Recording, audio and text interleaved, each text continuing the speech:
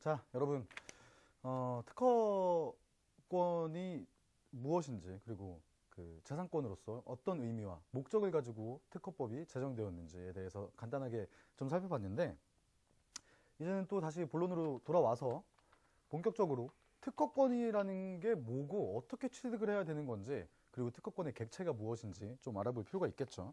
그래서 유인물 2페이지를 보시면 특허권의 취득이 있네요. 제1절. 특허권 취득의 요건.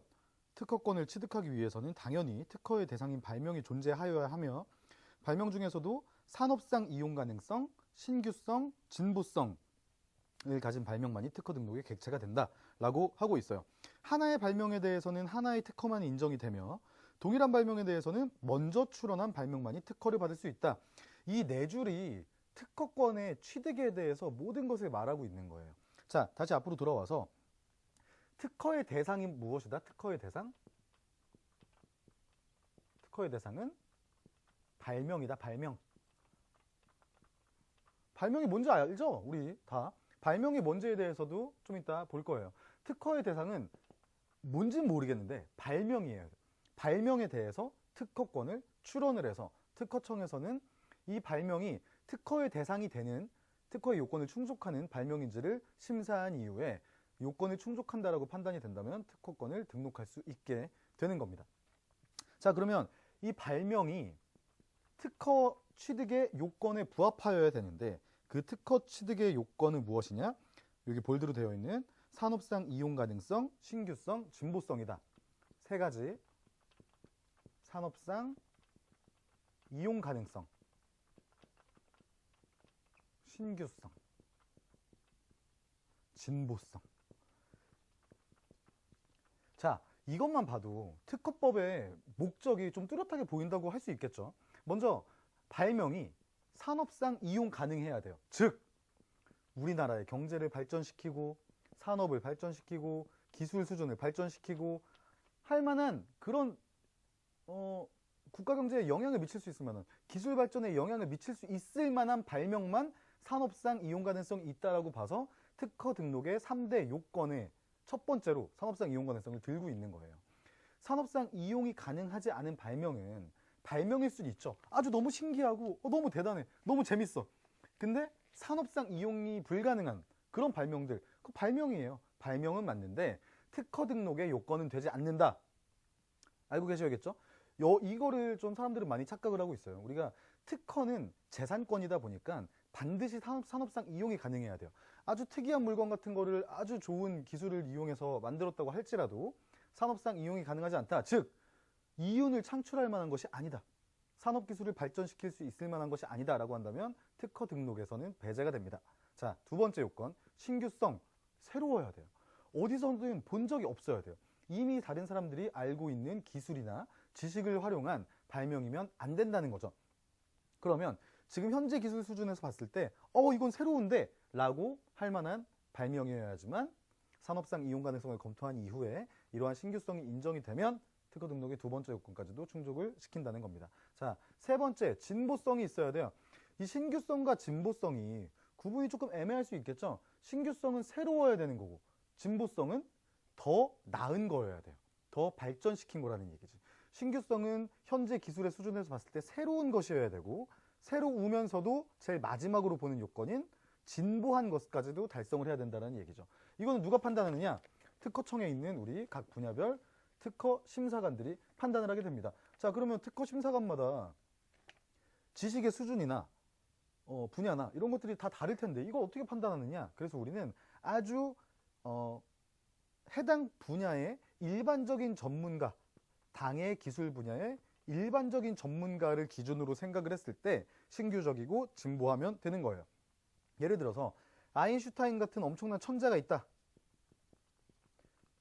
이 아인슈타인의 기준에서는 지금 나오고 있는 모든 특허 발명들이 너무 다 허접해.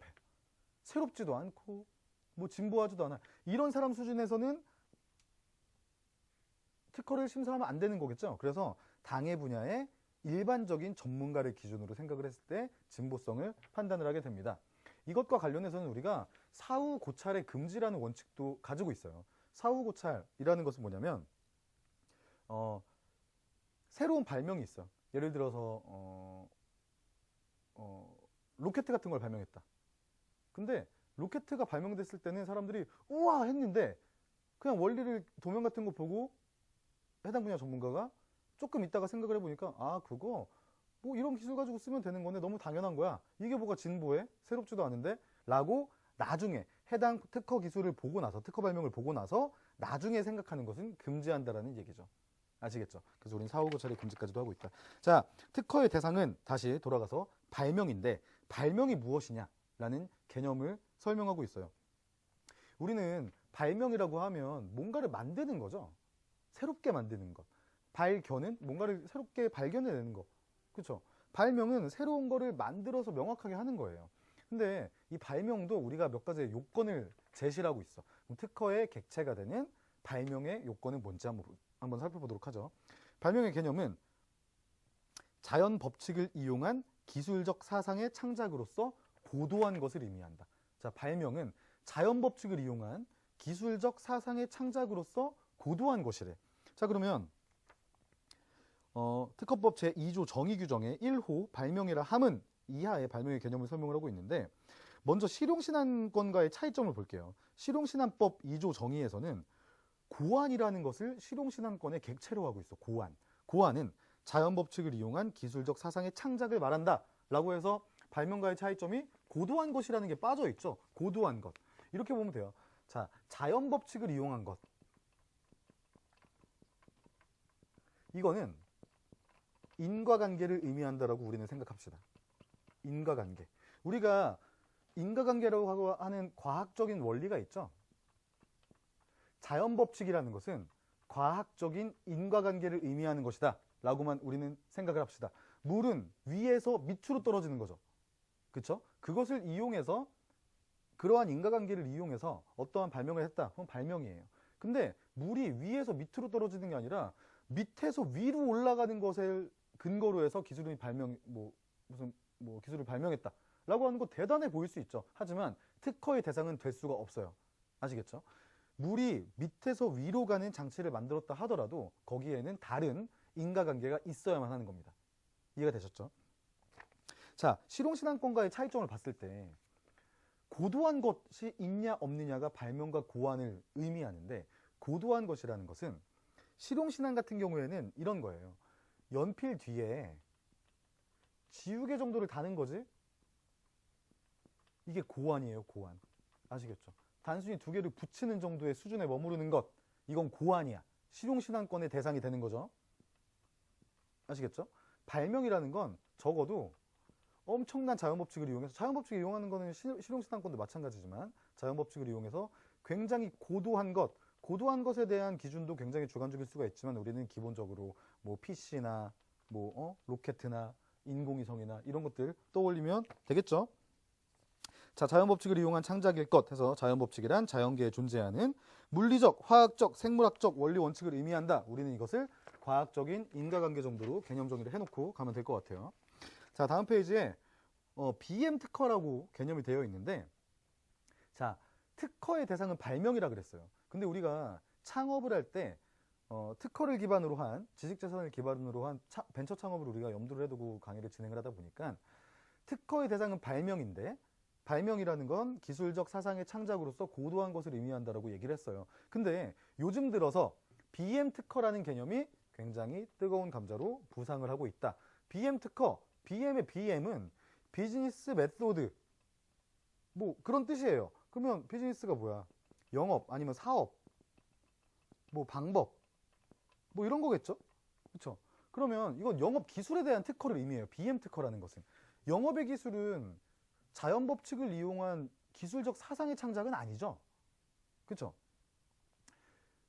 예를 들어서 이런 거예요. 어떤 사람들은 아주 뭐 단순한 예를 들면 대전 지하상가에서 두 개의 옷가게가 있는데 한 첫 번째 옷가게는 뭐 똑같이 옷을 팔아서 그냥 그런 수입을 올리고 있고 옆에 있는 옷가게는 뭔지는 모르겠지만 엄청난 영업 방법을 가지고 있어. 그래서 사람들이 거기만 가. 손님들이 똑같은 옷을 파는데도 옆집에서 영업 기술이라고 할 수 있겠죠. 그 영업 방법이 조금이라도 어떤 과학적인 것과 연결이 된다라고 우리가 볼 수 있으면 이거는 특허의 대상이 되기도 한다. 라고 요즘 전 세계적으로 새롭게 특허의 대상이 되고 있는 아주 뜨거운 부분이에요. 이런 걸 가지고도 영업을 할 수 있어. 간단한 예를 들어주면 우리가 경매 사이트 같은 거 있죠. 경매 사이트. 경매 사이트는 어떤 식으로 프로세스가 진행이 되죠? 경매라는 것은 드라마나 영화 같은 데서 많이 봤잖아. 그쵸? 보통 시작가를 제시를 하죠. 주최 측에서. 그러면 시작가부터 시작해서 점점 돈을 올리는 방식으로 경매가 진행이 되는 거예요. 그러다가 최고 응찰자한테 낙찰이 되게 되는 거죠. 그렇죠? 이게 경매야, 경매. 그래서 이러한 경매는 자연법칙을 이용한 기술적 사상의 창작으로서 고도한 것에 해당하지 않죠. 즉 특허의 대상이 아니에요. 그쵸? 그런데 갑자기 역경매라는 개념이 나오기 시작했어요. 역경매. 역경매라는 것은 어떤 개념이냐면 거꾸로 돈을 낮춰가면서 하는 경매예요. 그래서 가장 낮은 금액을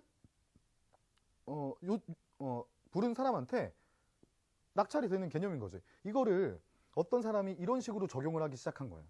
예를 들어서 이삿짐 센터가 필요한 어떤 이사를 가고자 하는 사람이 이삿짐 역경매 사이트를 만들었다. 뭐 이사를 가려고 하는 사람이 만들었든 뭐 누가 만들었든 여하튼 뭐 사업을 한 사람이 만들었겠지. 그래서 이삿짐에 대한 역경매 사이트를 만들어서 어떤 커뮤니티 게시판 같은 걸 하나 만들고 그 게시판에다가 이사를 가고자 하는 사람이 자신의 짐 같은 거를 짐의 양 같은 거 뭐 책상은 몇 개 있고 침대는 크기가 뭐고 세탁기 냉장고 뭐뭐뭐가 있고 몇 층에서 몇 층으로 가고 몇 평에서 몇 평으로 간다 라는 식으로 자기의 이사 목록을 올리면 거기에다가 이삿짐 센터 사람들이 각 업체들이 금액을 제시하는 거예요. 150만 원에 가능합니다. 145만 원이요. 100만 원이요. 뭐 이런 식으로 역경매를 하는 사이트를 만든 거야, 누가. 이거는 굉장히 인기를 끌 수 있겠죠. 우리가 딱 봤을 때 이런 역경매 같은 방법을 만들었더니 이거는 내가 만든 사이트인데 다른 사람들이 이용하는 게 너무 싫어. 이 방법을. 내가 너무 기발하게 만든 거니까. 그래서 보호를 받고 싶은데 현행 특허법이나 지식재산권법에는 이러한 방법을 보호해주는 장치가 없더라라는 겁니다. 그래서 우리는 BM 특허라는 개념을 만들어내기에 이르게 된 거예요. 뭐 세계적으로 마찬가지지만. 그래서 이런 것들은 이 역경매 사이트를 만드는 것이 자연법칙을 이용한 기술적 사상의 창작으로서 고도한 로켓이나 인공위성 같은 건 아니지만 어떤 영업의 방법이고 사업의 수완이긴 하지만 역경매 시스템이라는 프로그램을 이용했죠. 그런 경우에는 우리가 특허의 즉 발명으로 보자. 그래서 특허의 대상이 될 수 있도록 하자라는 게 BM 특허라는 개념이에요. 우리가 창업을 만약에 한다라고 생각을 한다면 우리가 무슨 과학적인 어떤 기술의 창작, 뭐 물건을 만들든 방법을 만들든 어쨌든 기술을 발명을 해가지고 하는 것들도 생각해 볼 수 있지만 그게 아니라 아주 특별한 이런 역경매 사이트와 같은 영업 노하우 정도 가지고 있고 그걸 프로그래머할 수 있으면 그것도 특허의 대상으로 인정이 돼서 BM 특허라는 것을 받을 수 있다. 이것도 우리가 창업을 할 때 염두에 볼 수 있는 방법이겠구나 라고 생각을 하시면 돼요. 이해가 되셨을 거라고 생각을 하고, 자, 두 번째가 요건이 기술적 사상의 창작일 것이라고 되어 있고, 기술적 사상이라는 것은 일정한 목적을 달성하기 위한 합리적 수단에 관한 생각 또는 개념이에요. 즉 방법이라는 얘기지, 수단이라는 얘기고, 기술적인 생각을 구현해낸 것이다 라는 거고, 고도의 기술이어야 되는데 발명은 당의 기술 분야에서 보아서 높은 수준의 기술이어야 한다는 점에서 실용신안의 고안과는 구분이 된다. 그래서 아까 설명한 것처럼 일반적으로 연필에 지우개를 다는 정도는 고안이라고 보고 로켓의 발명은 특허라는 정도로 설명을 할 수 있다.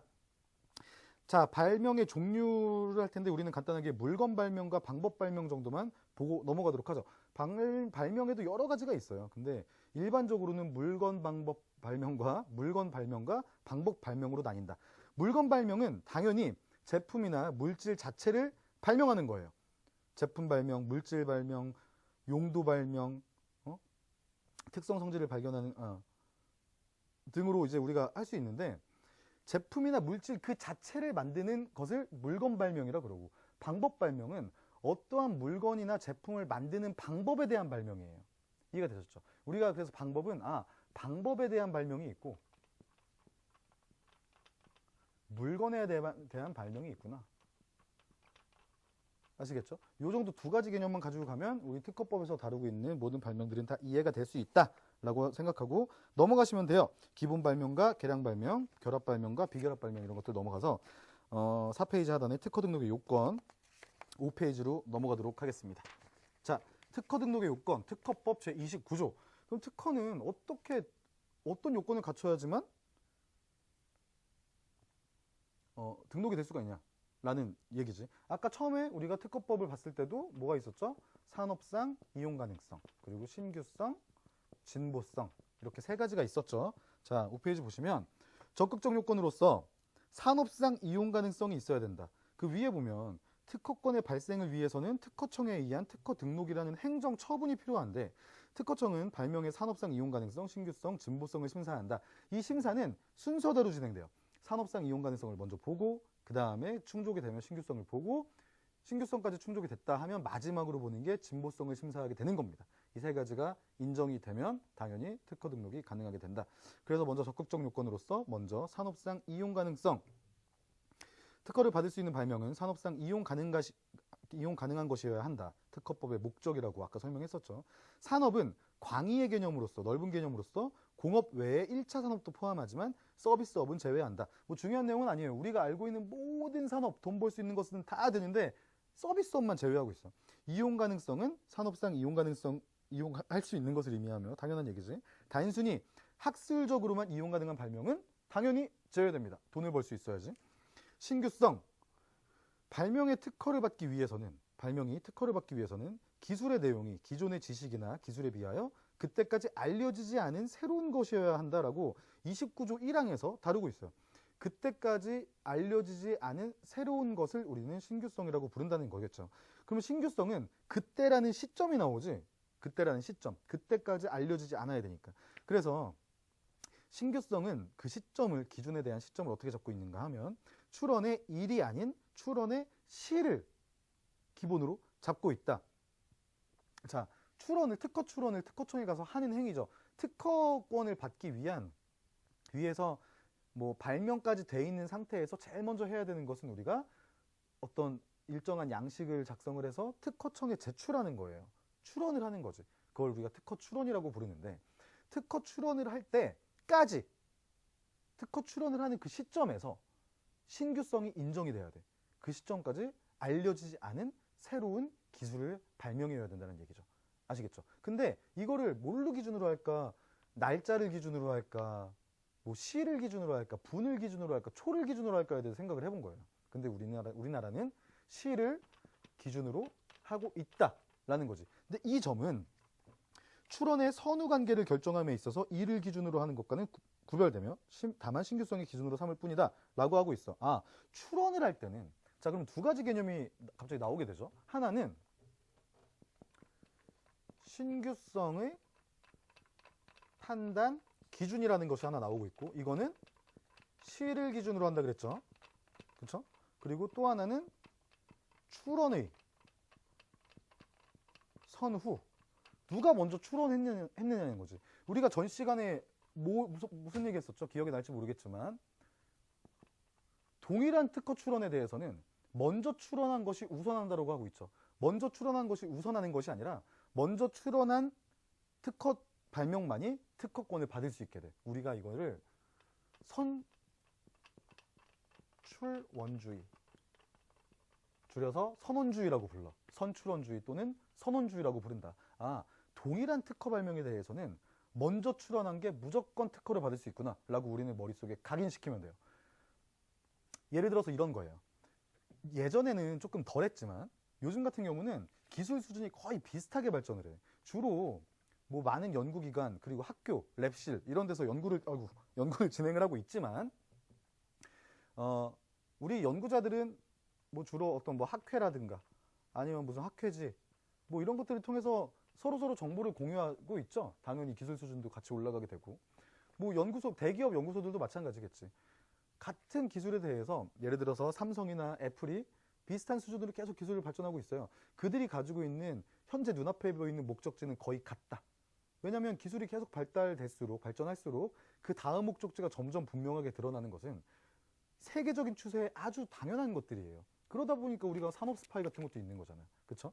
그러다 보니까 정보의 수준이나 기술의 수준이 아주 비슷하게 유지가 되고 있고, 그 기술이 극단적인 경우에는 한날 한시에 각 회사에서 나올 수도 있겠죠.